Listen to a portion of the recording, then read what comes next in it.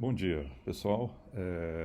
Eu quero fazer com vocês, fazer uma pequena pausa na sequência da concepção cartesiana e fazer uma sequência de alguns poucos vídeos falando sobre o capítulo 2 do Martinit, que, como eu expliquei para vocês, vai ser um capítulo muito importante. Bom, primeiro que ele é obrigatório para quem está fazendo a disciplina de ensino, né? E segundo que ele é quase obrigatório para qualquer filósofo, né? Para você entender técnicas argumentativas, para você entender a estrutura da argumentação de qualquer filósofo, né? O livro do Martinit é um livro chamado Ensaio Filosófico, o que é, como se faz, né? Assim foi traduzido em português. Alguns de vocês já acharam a cópia em inglês. Eu coloquei os dois, inglês e português, né? O PDF em português que a gente produziu aqui, eu coloquei no meu Google Drive, tá? Então, para acompanhar esse vídeo, você vai ter um tempinho aí, eu vou começar a falar, mas lá adiante, como eu não tenho nesse recurso aqui que eu estou usando para gravar o vídeo, eu não tenho como projetar a minha tela.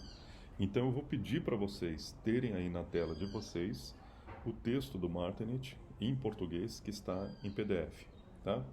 Então, enquanto eu vou falando, o texto está disponibilizado num link que está lá no blog. Vão até o blog do curso, né?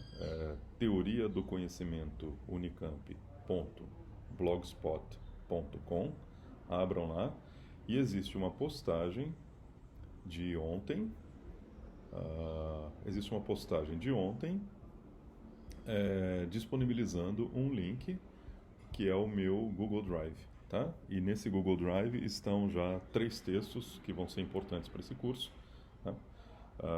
Um é o Martinit em inglês, né? Eu recomendo fortemente que você prefira o texto em inglês, mas hoje para discussão com vocês eu vou seguir a paginação do texto em português, tá? Tem o Martinit em português, só não o livro todo, mas sim o capítulo 2, que é o capítulo que vai ser mais importante para a gente, e o capítulo 5, que é um capítulo chamado A Estrutura do Ensaio Filosófico. Eu recomendo fortemente que vocês leiam os dois. Perdão, o capítulo 5 é chamado Técnicas para um Texto Analítico, né? Analítico no sentido de um texto que está analisando um autor, etc. Né?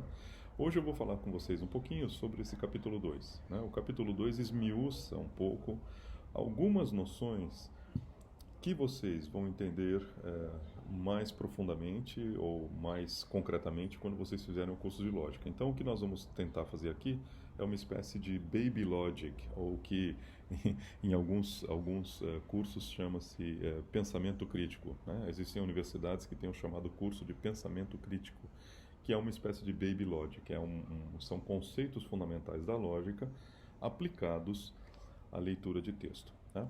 Então, abram aí, vão lá no blog do curso, né? Tem uma postagem que chama-se Textos em PDF, ali tem um link para o meu Google Drive.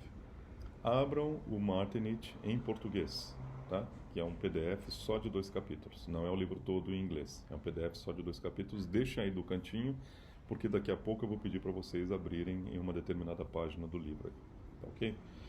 Bom, como eu disse a vocês nos primeiros vídeos, esse é um estilo de curso em que nós não estamos interessados propriamente na história das ideias, nós não estamos interessados na história da concepção de um autor, né? Isso é feito mais propriamente em cursos de história, tá certo? Pegar lá um trecho, um ponto da vida de Descartes e a correspondência dele com fulano, ver exatamente a evolução daquelas ideias, etc. Nós não estamos interessados nesse curso aqui, né? Em outros cursos talvez, mas nesse aqui não estamos interessados nisso. Nesse curso nós estamos interessados em fazer uma leitura da argumentação que está sendo oferecida. A argumentação que está sendo oferecida para uma determinada tese, para uma determinada perspectiva no nosso curso com relação ao conhecimento, né?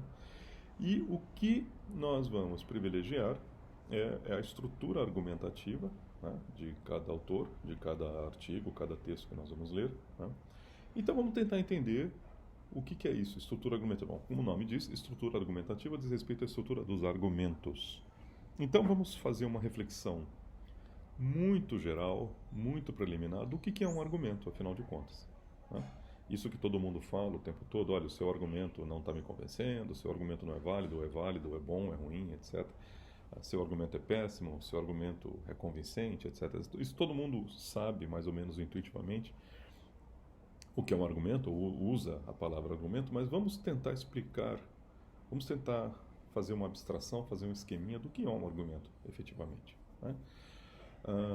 Quem primeiro se preocupou com o argumento, com a estrutura argumentativa, com a necessidade de você ter argumentos para o conhecimento racional ou para uma argumentação racional, quem primeiro se preocupou com isso, ou pelo menos com sistematizar essas noções de argumento, foi Aristóteles. Né? Aí isso marca o nascimento da lógica. A lógica está estritamente ligada, né? O nascimento da lógica está ligado a essa preocupação metodológica que Aristóteles teve, né? De falar, olha, as pessoas falam muitas coisas, muitas coisas são oferecidas como razões para as pessoas crerem em certas coisas. Só que algumas formas, algumas coisas que são ditas são razões fortes para crer naquela coisa, outras coisas que são ditas são péssimas razões, elas não são boas razões, podem até enganar os desavisados, né? Mas não são boas razões do ponto de vista racional. Então Aristóteles foi quem primeiro se preocupou em entender a estrutura de argumentos, em primeiro lugar, em segundo lugar, quais eram os argumentos que eram bons ou efetivos, ou que de fato deveriam servir de um guia racional para crenças fundamentadas, né, para crenças racionalmente fundamentadas. Tá certo? Como a gente disse já algumas vezes aí, você pode crer no que você quiser. As pessoas creem no que elas querem pelas razões mais diversas possíveis. Né? Eu posso crer que o meu time é o melhor do mundo, eu posso crer que uma pessoa que eu conheço é a mais simpática do mundo, por razões inteiramente subjetivas, né?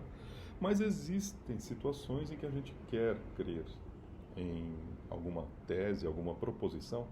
Agora nós estamos falando só de proposições. Né? A gente quer crer em alguma tese, alguma proposição e que essa crença esteja fundamentada racionalmente, ou seja, ela esteja amparada em razões. Né? Então, Aristóteles se preocupou com isso. Quais são as boas formas de argumentar que de fato amparem racionalmente nossas crenças?